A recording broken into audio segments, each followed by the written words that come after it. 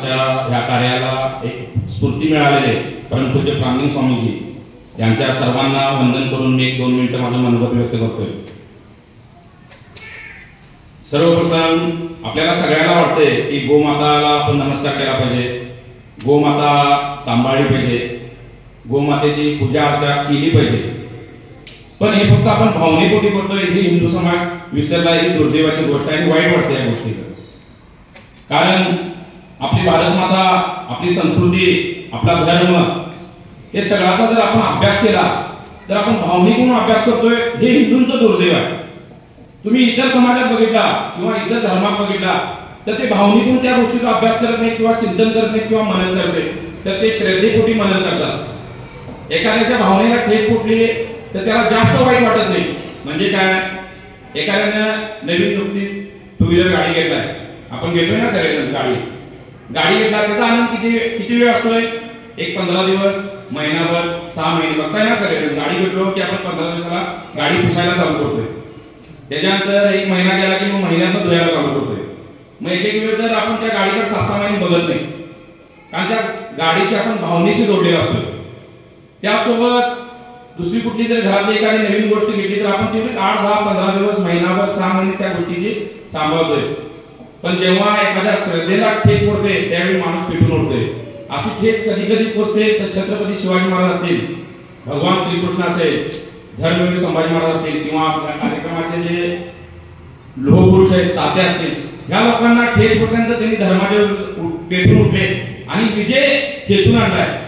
आपला उद्देश हाच आहे की आपण धर्माच्या विरोधात पेटून उठलो पण विजय मिळत नाही. तर विजय का मिळत नाही? आपण श्रद्धेपोटी काम करत नाही तर आपण भावनेपोटी काम करतोय. आज आपल्याला गोमातेचा एक विषय दिलेला आहे. तर गोमाता आपण सर्वांनी म्हणजे अभ्यास करणं गरजेचं आहे. आता मगाशी एक विषय झाला की मी याच्या दोन्ही विषय होता की मोबाईलचा विषय होता ना, मोबाईलचा उपयोग आणि दुरुपयोग. तर विज्ञान एवढ्या पुढे गेले तर आपण त्या गोष्टीतलं चांगलं काय घ्यायचं आणि वाईट काय घ्यायचं स्वतःचं चिंतन ठरवलं पाहिजे, आपलं मन ठरवलं पाहिजे. आता तुम्हाला गोरक्षण करायचं असेल तर सगळ्यात सोपा उपाय आहे मोबाईल आहे.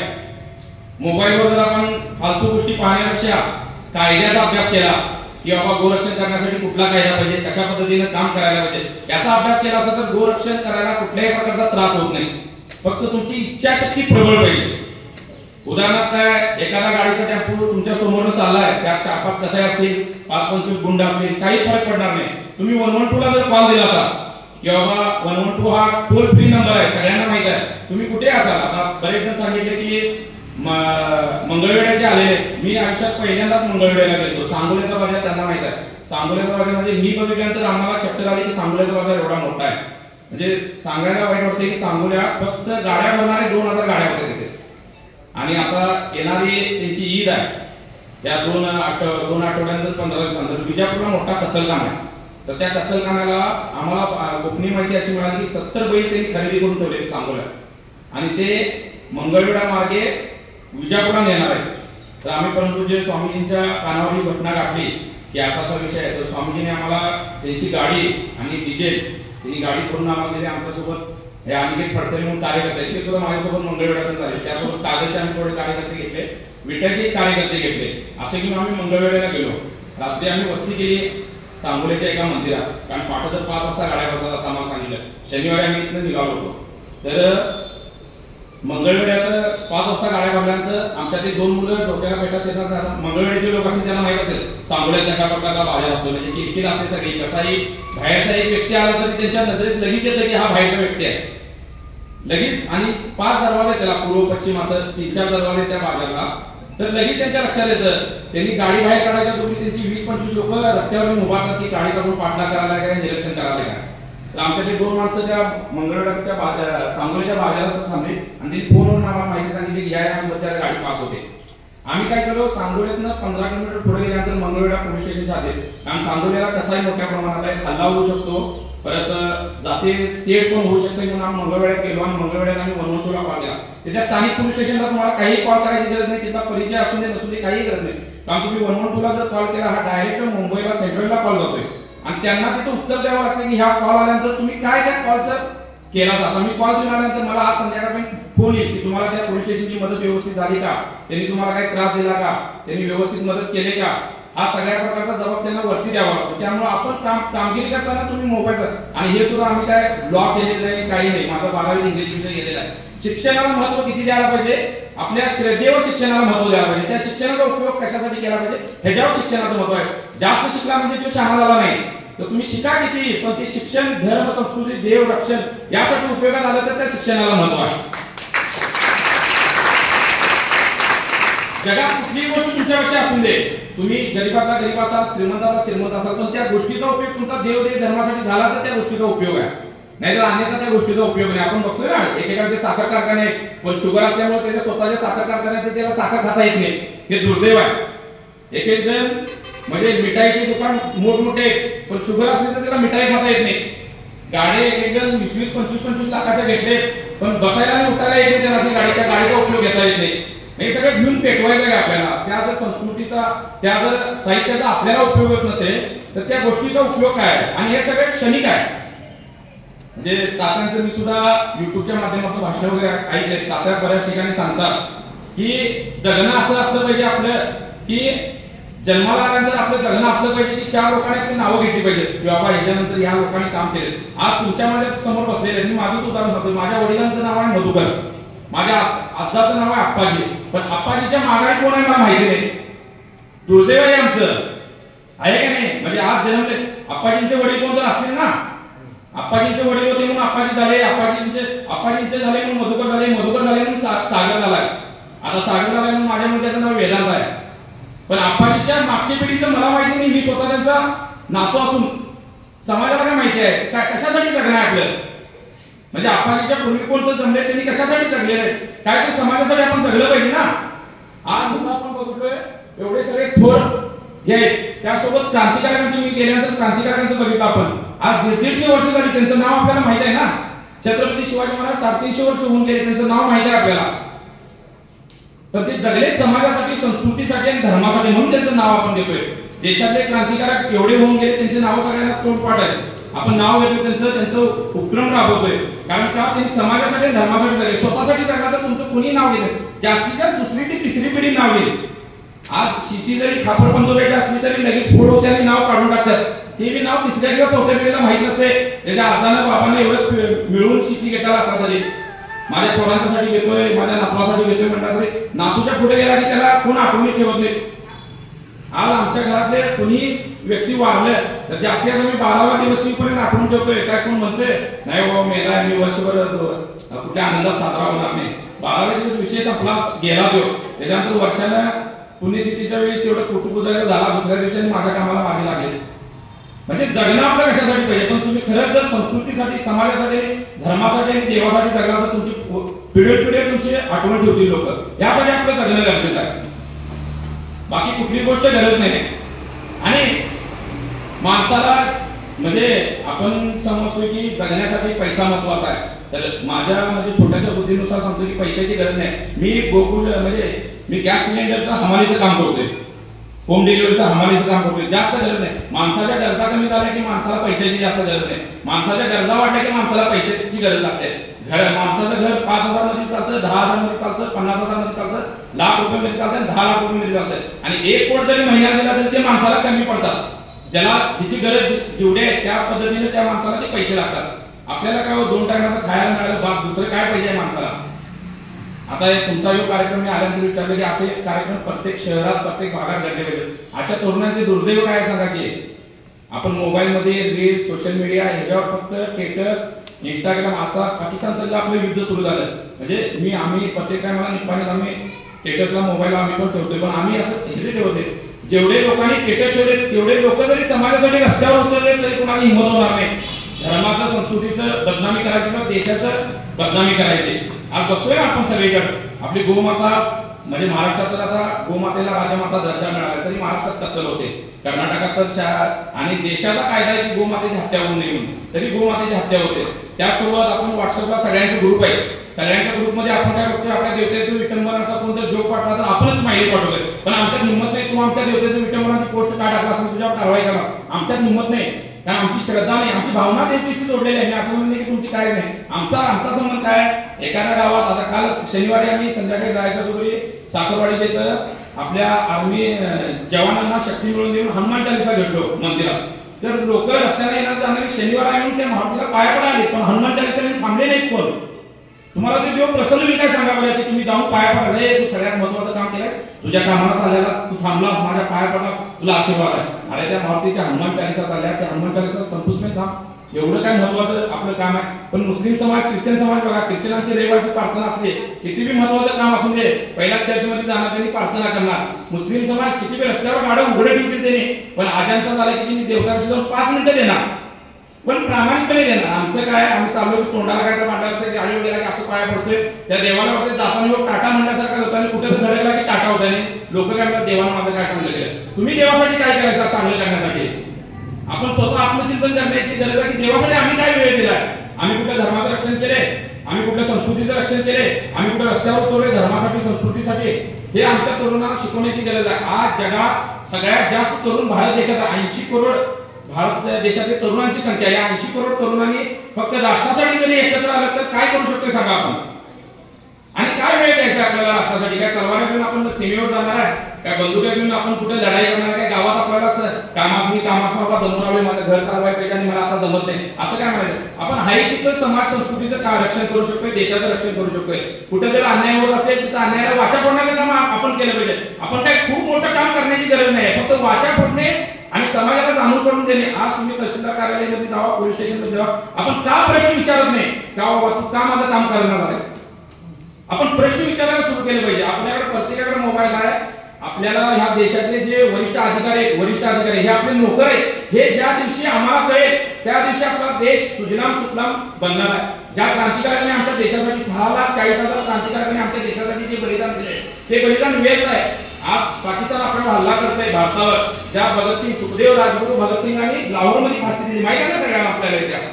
पाकिस्तानमध्ये फाशी दिली, त्यांना फाशी देताना माहिती नव्हतं हा पाकिस्तान स्वतंत्र झाल्यानंतर वेगळा देश होईल आणि माझ्या हिंदुस्थानावर आक्रमण होईल. आज वर्ण जे भगतसिंग, सुखदेव आणि राजगुरू भगत असेल त्यांना वाईट वाटत असेल ना, ज्याला मी ह्या लोकांच्यासाठी माझं बलिदान दिलो, वयाच्या तारुण्यात, ऐन तारुण्यात बलिदान दिलो, लगीन केले नाही त्यांनी, संसार मुलं बाळ काही केले नाही, फक्त देशासाठी जगले. तर वर्ण भगत असतील तर तुम्ही विचार करत असतील मी कशासाठी बलिदान दिले? ह्या 2 देशात भांडण होण्यासाठी. पाकिस्तानाला आपल्याला आक्रमण करते ना, किती दुर्दैवाची गोष्ट आहे सांगा की. म्हणजे त्यांना काय वाटत असेल, समाजासाठी ज्या लोकांनी त्याग केले त्या लोकांना काय वाटत असेल? आपण कृतज्ञ झालो सगळेजण, त्यांच्या चरणी कृतज्ञता व्यक्त करण्याची गरज आहे. खरंच पण आपल्या देशातले सगळी तरुणाई, सगळे लोक कृतज्ञ झालेले आहेत. म्हणजे येणाऱ्या पिढीनं आपल्या खांद्यावर वज्र ठेवलं, मी फक्त मरायचं आहे, मला भविष्यात मरायचं आहे म्हणून जगले. आणि आताची पिढी सुद्धा मला मरायचं आहे, मरे येत नाही म्हणून आपण जगावले. दुसरं कशासाठी आपण जगत नाही. पण खरंच जर समाजासाठी असे लोक आहेत, तात्यांच्यासाठी सारखे आता सध्याचे लोक आहेत, आमच्या स्वामीजींचे सारखे लोक आहेत, त्यासोबत शिवशंकर स्वामी असतील, म्हणजे बरेचसे असे लोक आहेत की जे समाजासाठी जगात आहेत. तुम्ही आम्ही डोळ्यासमोर उदाहरण बघतोय. फक्त त्यांचा हात बळकट करणं ही काळाची गरज आहे. आज माझ्या वैयक्तिक घरी रात्री 2:30 वाजता पोलिसांनी धाड टाकली होती. त्यावेळी स्वामीजी 2 व्हीलरनं माझ्या घरी आले होते का सागरच्या घरी धाड पडले म्हणून. त्यावेळी माझ्या हिंदुंनी, आमच्या इथे मुस्लिम जास्त संख्या आहे, आमचे हिंदू एवढे असून 5-25 लोक रस्त्यावर आले नाहीत का सागरच्या घरी धाड टाकाय पोलीस. आम्ही काय कुठे काय चरस, गांजा, सोनं स्मगलिंग वगैरे करून आम्ही घरात ठेवतोय, आमच्या खापरीचं घर आहे आणि पोलीस आमच्या घरी धाड टाकतात.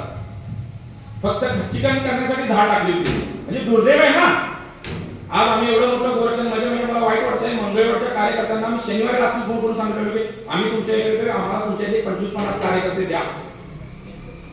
पण वाईट वाटलं त्या कार्यकर्त्यांनी तिथे गेल्यावर फोन उचलला नाही आमचा. वास्तविक हे काम त्या आजूबाजूच्या सांगोला शहरातलं एवढं वाईट वाटतंय. सांगोला शहरात एक गोरक्षक नाही आहे. त्या शहरात समजा माझ्यासाठी 1000 तरुण रस्त्यावर उचलले तर तिथला कत्तलखान्याला जाणाऱ्या शेकडो गायी वाचू शकतात. फक्त सांगोला शहरातले तरुण एकत्रित आहेत. सांगोला शहरात देवाला पाय पडणारे लोक नसतील काय? असतील का नसतील? देव गायीची पूजा करतात. घरात वास्तू असू दे, लगेच असू दे, आपण सगळ्यात पहिल्यांदा गायीची पूजा करतोय ना. त्या गावातले लोक, सांगोला शहर मोठं आहे, म्हणजे मला माहिती मंगळवेढे सांगतील सांगोला शहर मोठं आहे ना, तर त्या गावातले लोक असतील का नाही? तर त्या गावातले लोक त्यांचं लगीन असेल, कुठलाही आनंदाचा कार्यक्रम असेल तर गायीची पूजा करत असतील का नाही? तिथली गोष्ट आमच्या निपाणी सारख्या ह्या गावातल्या व्यक्तीला कानावर येते, तर सांगोल्या लोकांच्या कानावर, लोकांच्या कानावर नसेल काय? मग गाय, तुम्हाला आपण साधं उदाहरण घ्या, गायीची आपण पूजा केल्यानंतर गाय प्रसन्न होईल काय हो? काय आपला विषय संपला, आपण भावनिकतेने गायीची पूजा करतो, विषय संपला, भावनिकतेनेच करतोय ना. श्रद्धेने जर गायीची पूजा करणारे सांगोलेले लोक असत होते तर हजारो लोक रस्त्यावर उतरले असते, माझ्या श्रद्धेला ठोस पडले. आपल्या आईवरनं कोणतं शिवाजी तर आपण गडपड मारतोय का नाही लगेच? काय म्हणतोय, हे गांधीजीने आम्हाला अहिंसा शिकवल्या, मारायचं बिरायचं काय नाही, शिवाजीला अंगाला काय गोपं पडलं असं कोण म्हणतोय काय? कारण आईला काय म्हणलं की काल म्हणून कानाखाली वाजवतोय, कारण आईसोबत आपली श्रद्धा जोडलेली असते, त्याच्या नाळीत आपलं पालन पोषण झालेलं असते. का आईसोबत भावनिकतेचं नातं असते आपलं. ट्रक वगैरे एकदम अंगावर जाता जाता आपण किंचित वाचलो तर आपण बापरे म्हणतोय का नाही? म्हणतोय का नाही? आपण बापासोबत आपलं श्रद्धेचं नातं जोडलेलं असतं, आपला बाप आहे म्हणून. पण समाजाप्रती आपले आणि ईश्वराप्रती आपले भावनेचं नातं जोडले. सण आला की आपण 5-25 हजार खर्च करणार, कार्यक्रम करणार, दुसऱ्या दिवशी विषय संपला, दुसऱ्या दिवशी त्या देवळामध्ये कोण थुकला असेल, दारू पिऊन पडला असेल तर आपली विचाराची धमकणार, तू आमच्या मंदिरातून दारू का पिला, दारू पिऊन का आमच्या मंदिरात आला असता. आपल्या देवतेच्या विटंबनाची कोणतं पोस्ट केली काय तर घडलं तर आपण विचारायला नाही देतं की बाबा आमच्या देवतेच्या बाबतीत तू विटंबन केलेली का पोस्ट केला, मी पोलीस स्टेशनला तक्रार देणार आहे, माझा देव आहे. आणि तक्रार देणं म्हणजे काय, आपल्याला पोलीस पैसे घेणार आहोत, त्यांचं काम त्यांना करायला लावणं हे आमचं काम आहे. आमच्या देशात स्वातंत्र्य झाल्यानंतर आमच्या देशाचं दुर्दैव काय झालंय की आम्ही नागरिक आहोत, की आम्ही म्हणजे ब्रिटिश जसे आमच्यावर अत्याचार करत होते तसे वरिष्ठ अधिकारी आमच्यावर अत्याचार करतात. आम्ही साहेबच म्हणतोय जातोय, गेल माझं काम करतात साहेब, प्लीज काम करा. अरे तुला काय माचार करायचं तिथं, साहेब हे माझं काम आहे, हे झालं पाहिजे. का होत नाही? मी 2 नंबर करावलं की काम, मी नियमानुसार भारतीय नागरिक आहे या देशाचा, माझं काम नियमानुसार तुम्हाला सही करण्यासाठी आणि सगळे पैसे आम्ही देतो टॅक्स मध्ये. आज मंगळवेढा गेल्यानंतर तिथला पे आम्हाला सांगत होता, तिथनं हजारो गाड्या जातात, तुम्ही हजारो गाड्या घालणार का? ते तुमचं काम आहे म्हणजे धरायचं, आमचं काम नाही. तुम्ही तुमचं काम करत नाही म्हणून आम्हाला धरायची पाळी आल्या. आमचा टू व्हीलरवाला एखादा हेल्मेट घातला नाही की लगेच 500ची पावती करतात ना. ते काम काय त्यांचं आहे का ते सांगायला लागते का तुम्हाला? आरटीओ अधिकारी तिथं विषय मोठा झाल्यानंतर आरटीओ अधिकाऱ्याला ते आमच्याकडे केस येते, वाहन देतात नेमचा यो आरटीओ अधिकाऱ्याकडे येते असं ते पोलीस सांगितलं. आरटीओ अधिकाऱ्याला आम्ही बोलून देतो, तुम्ही इथं उत्तर द्यावा या स्टेशनला, आम्हाला जायची गरज नाही आहे. हे आपल्याला माहिती पाहिजे. आपण मोबाईलचा उपयोग कशासाठी करतोय? मागाच्या सत्रात आपल्याला सांगितलं मोबाईलचा उपयोग आजच्या तरुणांनी ह्याच्यासाठी करा. काय चुकीचं करतंय? 2 मिनिटात अहो विज्ञानाने एवढं चांगलं दिले. पूर्वी कागद पाठ करायला लागायचे. स्वातंत्र्यवीर सावरकर इंग्लंडला अभ्यास करायला गेले की भारतातला इंग्रजांचा कायदा अभ्यास करण्यासाठी स्वातंत्र्यवीर सावरकर इंग्लंडला फक्त वकिली करायला गेले. वकील स्वतःसाठी करायला गेले होते. तर भारताला स्वातंत्र्य मिळण्यासाठी ब्रिटिशांनी जे कायदे बनवले त्या कायद्याचा अभ्यास करण्यासाठी त्यांनी इंग्लंडला गेले होते. आज काय आपल्याला इंग्लंडला जायची गरज नाही, कुठे काय हे करायची गरज नाही. तुम्ही मोबाईलला 1 मिनिटात टाईप करून टाकला किंवा माऊथ ह्याच्यात बोलून जरी टाकला तरी ते डिटेल्स येतात तुम्हाला. आणि हा अभ्यास करा. राजू दीक्षितांचं मी पत्रिकेत नाव वाचलं. राजू दीक्षित म्हणजे दुर्दैव मी माझं समजतो की मला ज्यावेळी दिवशी राजू दीक्षित कळाले ते हयात नव्हते. त्यांच्यासाठी आज देशाला व्यक्तींची गरज आहे. अहो त्या व्यक्तींचं युट्यूबला एवढी मोठमोठी म्हणजे भाषणं एवढी चांगली आहे. आजच्या तरुणांनी फक्त राजू दीक्षित ऐकले, फक्त राजू दीक्षित ऐकले तरी 80 करोड तरुण रस्त्यावर येतो याची गॅरंटी मी देतोय. कारण एवढे देशाप्रती त्यांनी प्रामाणिक विचार मांडले. करणारे तरुण आमच्याकडे हे दुर्दैव आहे. चांगले विचार आहेत पण ते विचार आत्मसात करणारी पिढी नाही हे दुर्दैव आहे. त्या 80 करोड तरुणांना घेऊन पेटवायचा का आमचा देश सांगा? आज आमच्या देशाच्या अवस्थेला कारणीभूत फक्त हे तरुण आहेत, दुसरं कोणी नाही. आम्ही म्हणतोय तो पोलीस नालायक आहे हो, काम करत नाही हो, तो अधिकारी नालायक हो, काम करत नाही हो. अरे तू नालायक काय? तू शेंडाय म्हणून नालायक आहे. तो अधिकारी तू पोलीस तुम्ही शेंडाय नालायक आहे. तुमच्या धमकने विचारायचे हा देश माझा आहे, माझ्या बापजात्यांनी या देशासाठी स्वातंत्र्यासाठी बलिदान दिले, का काम करत नाही? मी चुकीचं मागायला काय? माझा अधिकार आहे, तो अधिकार मला दिला पाहिजे. आमच्या गोमातेचा अधिकार आहे की त्याला गाडीतनं वाहतूक करायची नाही आहे. तुम्ही नियमानुसार वाहतूक करायची आहे. मग ते तुम्हाला परवडत नाही म्हणून तर तुम्ही गाय खरेदी करू नका. आम्हाला तिथे सांगोलाचे पीएसआय विचारत होते तुम्ही कत्तलीसाठी जाते ह्याचा पुरावा काय? ते संशोधन करायचं काम तुमचं आहे, आमचं नाही. आम्ही तुम्हाला गाय करून देताना एका टेम्पो मध्ये 4-4, 5-5 गायी बसतात. हा कायदा आहे का सांगा म्हणलं तुम्हाला. तर ते आरटीओ ऑफिसकडे येते म्हणाला आमच्या काय बोलवून घ्या. मी आरटीओ ऑफिसला विचारा म्हणलं हा कायदा आहे का? कारण गायीची वाहतूक करण्यासाठी 407 मध्ये फक्त 3 गायी आणि टाटा मध्ये 1च गायीची परवानगी आहे. आणि ती गाय नेताना त्याला चाऱ्याची आणि पाण्याची व्यवस्था केली पाहिजे असं कायदा आहे. मग हा कायदा आम्हाला माहित आहे तर पोलीस प्रशासनाला माहित असणार आहे का कायदा? पोलीस प्रशासनाला हेल्मेट नसल्यावर पावती भरायचा कायदा माहित आहे. पोलीस प्रशासनाला भांडण आले की 25,000 रुपये मागायचा कायदा माहित आहे. पण हे कायदे माहित नाहीत. हे कायदे सांगणारे घट होणारे तरुण आज देशात नाहीत. हे दुर्दैव आहे.